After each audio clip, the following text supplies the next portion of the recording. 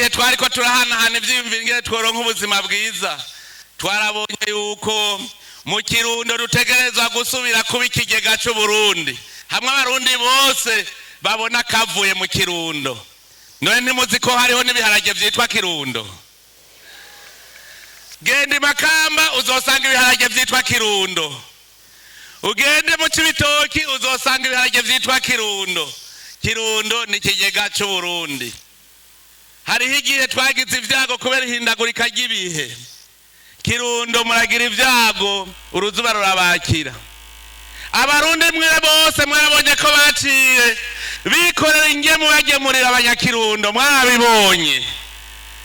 Iyi ni intambwe ikomeye abarundi bamaze gufatana mu nda, aho iyo ukomeretse abarundi bose bababara, warira bakarira bose, watwenga bagatwenga bose. Rero mu byo mwambwiye mwavuze muti iyo hataba hari hindagurika ry'ibihe Kirundo n'ubundi cargiye c'Uburundi. None rero najya ndabwire yuko twarasanze hariho ibyo mutokwishoborera ari leta izobishobora.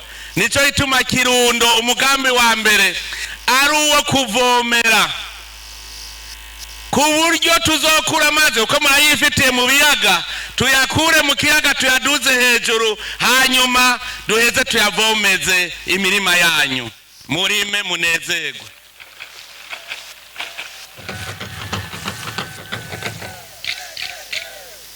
Mbere rero nagiranye ndababwira yuko abanyabusoni bo mureme uwo mugambi ubunyene duca tuwutangura, ntituzorindira ngo hazorinda kubiyimikwa by'inzego shasha. Abanyabusoni tuzoca dutangura kuvomera, kubaka kugira ngo muronke amazi muzoza muravomeza. Iyi imvura itaze natwe Imana y'amazi yaduha duce tuyakoresha. Hariho imigambi myinshi ijanye n'uburimyi. Ubu dutegerezwa nukureka amazi y'imvura kugira ngo ntaducike, kuko Imana yaraduhaye. Dukoresha umutahe Imana yaduhaye, hanyuma tubandanye leta isahiriza kugira ngo muronke ifumbire mutarinze kuvunika ku giciro kitavuna, kugira leta ibongerereze. Hajya batari babizi ifumbire irazimvye cyane, leta rero igaca yemera igatwara igice kimwe ikakiriha, namwe mukariha igice gitoyi. Ubu dukeneye ko umurimyi yitwa umugwizatunga. Murime mufungure mwongere mushore dutere imbere. Nico gituma leta icici bafasha ari ugushiraho ibigo birobanura imbuto kugira mutere imbuto zimbuka.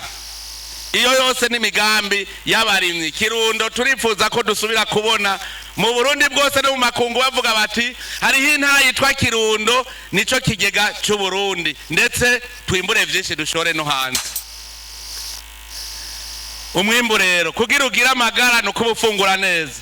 Mpiriwe mpishije abanyakirundo murabavyumva kare.